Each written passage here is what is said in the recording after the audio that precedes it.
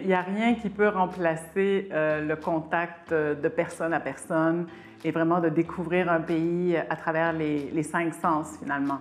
Ce qui m'a frappé dans mes échanges avec les Tunisiennes, les Tunisiens, c'est une grande authenticité, un sens de l'accueil assez incroyable. Je me suis vraiment sentie chez moi, je me suis sentie en famille.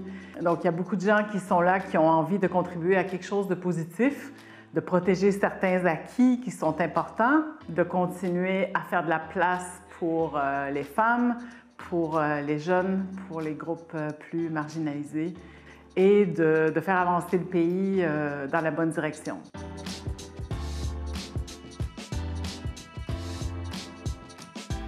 En fait, c'est aussi une première pour la FCM de mettre un projet en œuvre de façon vraiment en copartenariat. Il faut rappeler que la FCM a quand même un certain historique de collaboration avec VNG, qui est l'organisation sœur aux Pays-Bas. On a beaucoup collaboré ensemble parce que justement, on partage une façon de travailler et des valeurs communes.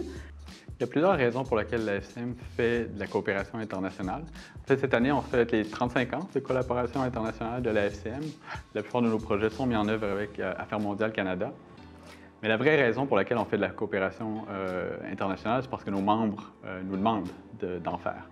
Il y a l'autre côté de la demande qui est le secteur municipal tunisien. Donc, par exemple, le programme PLMI, il a démarré après des discussions qui se sont passées ici en Tunisie, dans le secteur municipal, pour faire avancer la place de la femme. Donc, il y avait une convergence d'intérêts, la nouvelle réglementation, les élections, le quota qui avait amené 50% des femmes à l'échelle locale et un besoin d'aider ces femmes-là à cheminer, aider les institutions à évoluer. Comment est-ce qu'on peut développer un programme d'assistance qui va être utile et valorisant pour tout le monde, pour apprendre ensemble. Une beauté de la coopération de la FCM, c'est de créer des espaces de co-développement, des espaces de collaboration entre élus, experts municipaux, qui essaient de résoudre les mêmes défis dans leurs espaces locaux respectifs, dans des contextes très, très différents, mais finalement avec des solutions qui ont beaucoup de choses en commun. Donc, quand l'opportunité s'est présentée de mener ce projet-là en Tunisie avec l'appui du gouvernement canadien, la candidature de SILG VNG s'est imposée comme étant le partenaire de choix, le partenaire d'expérience, parce que la FCM n'avait jamais travaillé en Tunisie. Donc, de s'associer, encore une fois, avec des valeurs et des approches qui sont à la fois semblables et complémentaires, c'était une grande richesse pour nous. Quand on travaille dans un contexte comme la Tunisie où il y a énormément de gens éduqués, il y a des instances qui ont une capacité de mise en œuvre, l'idéal pour être efficace et viable à long terme, c'est pas d'aller créer une nouvelle structure. Mettre en place un bureau terrain dans un nouveau pays, bâtir une équipe, c'est 2 ans d'investissement. Le PLMI, c'est un projet de 4 ans. La meilleure façon, c'est de trouver un partenaire qui est établi dans le secteur d'opération, puis de faire de la co-gestion. Donc, notre partenariat avec SILG VNG International est vraiment dans ce sens-là. On avait ici, en Tunisie, une instance tunisienne, locale, établie, avec une bonne réputation et qui était complètement intégrée avec les partenaires avec lesquels on voulait travailler. Donc, c'était comme un mariage facile de travailler comme ça. Parce que SILG a la connaissance du terrain, la connaissance des partenaires, toute une crédibilité, un respect, de par le travail qui a été fait précédemment. Et SILG est né avec la révolution tunisienne, donc il est porteur aussi de beaucoup d'espoir et donc c'est un partenaire de choix pour nous. C'est un projet qui est très important pour la FCM. On en parle souvent comme étant un de nos projets phares parce que la place des femmes en politique locale, c'est un dossier qui est très important pour la FCM depuis longtemps. C'est quelque chose sur lequel on a travaillé au niveau national, donc chez nous au Canada, avec l'appui de Conditions féminines Canada. Le volet genre a toujours été présent dans tous nos projets internationaux, donc ça fait 35 ans qu'on a des projets à l'étranger. Mais ce projet-là, c'est la première fois qu'on a un projet qui est résolument féministe. et dont le focus, le centre, le cœur est faire une plus grande place aux femmes sur la scène locale et mettre en place les conditions pour qu'elles puissent vraiment exercer leur leadership. Projet un peu modèle pour la FCM et sur lequel on a construit d'autres projets internationaux, dont on s'est inspiré pour d'autres projets internationaux. Le PLMI a appuyé des femmes et des communes qui sont en émergence. La décentralisation, d'avoir des conseils élus locaux et d'avoir des femmes qui sont dans ces instances-là, c'est très, très nouveau. C'est aussi très progressiste de penser qu'il y a une égalité dans l'espace public entre les hommes et les femmes. Ce que moi j'en retiens, c'est pour le moment qu'on a trouvé plein de femmes, plein d'institutions, plein de partenaires qui ont cru dans cette cause-là. La FCM, c'est seulement depuis 2017 qu'on fait une coopération vraiment plus féministe, axée sur le leadership féminin, axée sur la mise en place de services sexo-spécifiques qui rejoignent les populations vulnérables et donc d'aider les institutions à mieux comprendre les besoins de leur population. Il y a des femmes leaders qui veulent faire avancer les choses, il y a des hommes qui veulent faire avancer l'égalité, qui veulent mieux servir les populations.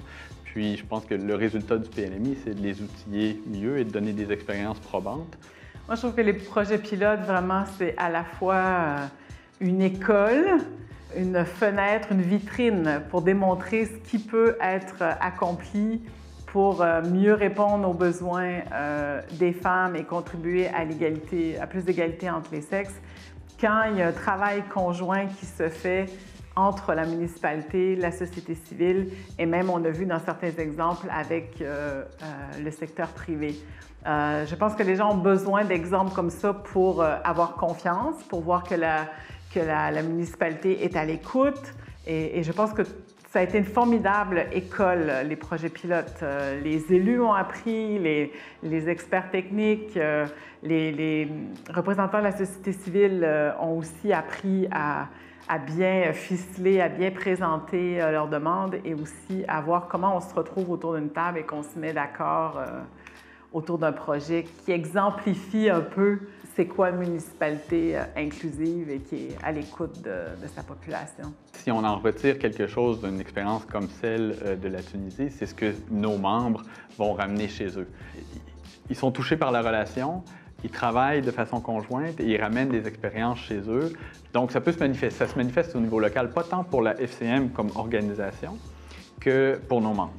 La Tunisie, c'est le premier pays dans lequel on a mis en œuvre cette programmation-là. Et ensuite, on a réussi à convaincre Affaires mondiales Canada de nous aider à déployer un programme similaire dans 5 autres pays. On est présentement au Cambodge, au Sri Lanka, en Zambie, au Ghana, puis au Bénin, pour faire une programmation très, très similaire à ce qu'on a fait ici. Et donc, les idées et les bonnes pratiques de la Tunisie vont s'intégrer dans d'autres écosystèmes parce que ça, on fait toujours ça. On reprend les bonnes pratiques des pays comme ici, on les exporte ailleurs et en fait, j'espère qu'on va amener les leaders municipaux du PLMI à être en interaction avec les autres qui essaient de faire la même chose. La mise en commun et la collaboration entre les gens qui cherchent une même finalité, c'est ça qui fait la force puis qui amène le changement. Moi, je trouve ça assez formidable quand j'entends les différents témoignages des femmes leaders qui ont été accompagnées dans le cadre du projet, le cheminement qu'elles ont parcouru, la confiance qu'elles ont gagnée. Certaines qui disent que, bon, qu'au début, elles étaient un peu timides de parler en public et finalement, à la fin, elles sont capables d'aller défendre leur projet auprès de la commune. Donc, il y a vraiment un parcours assez exceptionnel qui a été réalisé. Les femmes leaders ou les représentants de la société civile, pour moi, c'est vraiment les forces vives d'une société. On essaie d'identifier des porteurs de changement. Des porteurs de changement qui vont transformer les institutions, des porteurs de changement qui vont, par la société civile, changer la culture dans la collectivité et forcer la commune à faire évoluer ses pratiques. Bien, c'est sûr que ça, c'est un modèle qui est vraiment propre à la FCM dans le sens où dans tous les projets internationaux dans lesquels on est impliqué, il y a toujours une participation canadienne. Et pour nous, c'est vraiment un échange entre pairs. Donc, on les appelle les experts canadiens. Ils viennent partager leur expérience. c'est une relation gagnante pour les deux parties.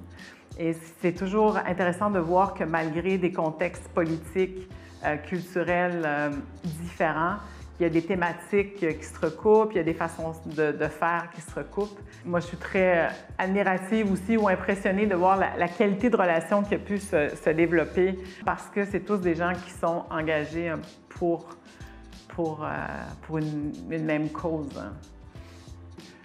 Pour nous, un bon programme d'aide, ce n'est pas un gestionnaire de projet qui comprend bien les enjeux de la décentralisation, qui va donner les meilleures réponses à une élue.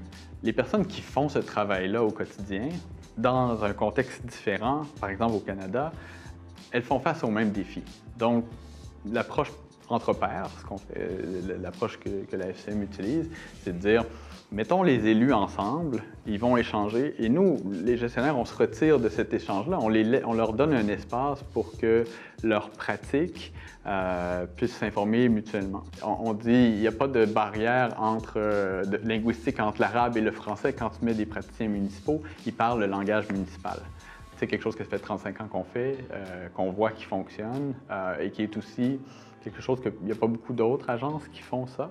Donc, c'est un peu notre façon de faire. On essaie de trouver des pays où cette coopération-là, elle est souhaitée, puis de mettre les structures en place. Je pense que le degré de collaboration qui s'est établi entre les municipalités et la société civile pour l'intégration du genre, pour le développement de projets sexo-spécifiques, pour moi, c'est sans doute un des changements les plus significatifs. Tout comme l'intégration de la thématique genre au niveau local à tous les paliers de prise de décision.